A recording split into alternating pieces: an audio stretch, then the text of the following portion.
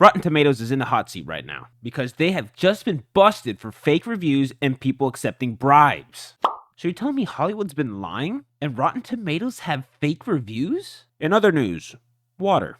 Wet. Nice Drake here, and welcome to my 100 subscribers. I hope you're having a fantastic day, and if you're not part of that 100, I hope you're having a great day too. Rotten Tomatoes has been under fire as of recent, and it's because of this article that came from Vulture, saying that a PR firm is accused of paying critics for fresh Rotten Tomato scores.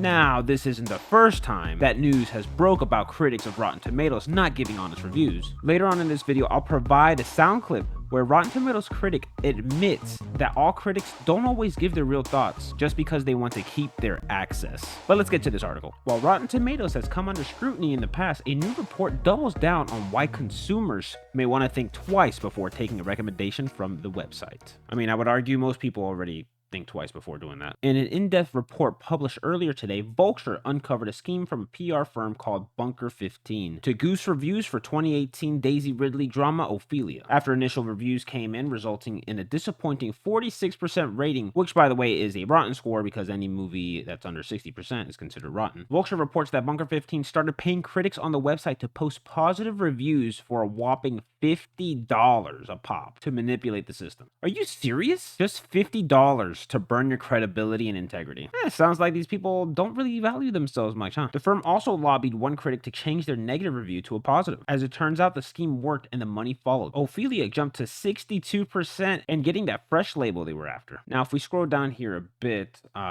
this article has posted different types of critics and their thoughts on it, so let's just take a look at a couple of these real quick. A PR firm has been manipulating the Rotten Tomato scores of movies for the last 5 years by paying some critics directly. Truly depressing stuff here by @Lane Brown. Over here, we have another one saying, why am I wasting time trying and often failing to say something cognate or interesting about movies I see when I should just be writing yes or no and hitting publish? What's more grim? That filmmakers are paying off critics to boost Rotten Tomato scores, or that they have to pay so little? Rotten Tomatoes has always been an embarrassment to the profession. The certified critic designation, the equivalent of a participation trophy. The grading format, a total sham. It weaponizes the illusion of diverse voices against basic standards of good criticism. Burn it. All right, so we got some interesting thoughts here. Now, I mentioned there was a sound clip of a Rotten Tomato critic that I wanted to share with you that was recorded in 2019. So here, take a listen. Everybody in our industry occasionally has to play softball, occasionally has to, look the other way a little bit. Everybody has to do it. Wait, which one in what? Like a movie in that's the sense that, or... I hated a movie, but I won't say that I hated the movie. Or an actor behaved a sort of way and you don't want to, put it out there that happened. Right, because you might not get the next review, right. next So gig. to some degree, everybody in our industry that is a part of this quote-unquote access media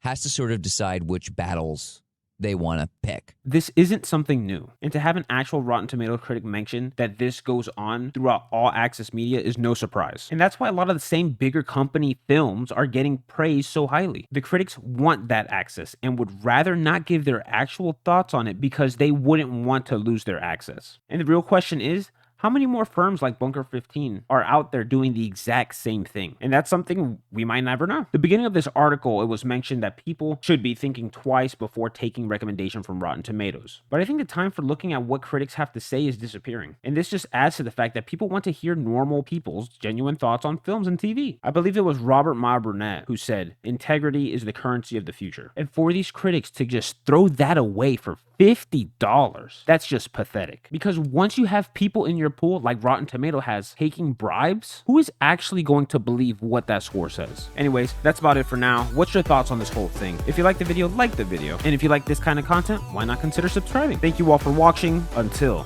we meet again.